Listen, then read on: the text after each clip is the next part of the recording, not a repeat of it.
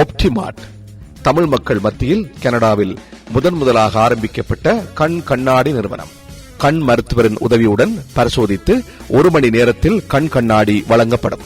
சகல காப்புறுதி திட்டங்களும் ஏற்றுக்கொள்ளப்படும். உங்கள் வசதிக்காக டொரண்டோவில் 3 இடங்களில் சேவை தருகின்றனர். நேரம் முன்பதிவு செய்தோ அல்லது நேரடியாகவோ வந்து சேவையை பெற்றுக் கொள்ளலாம். உங்கள் தேவைக்கு அழையுங்கள். ஒப்டிமார்ட்.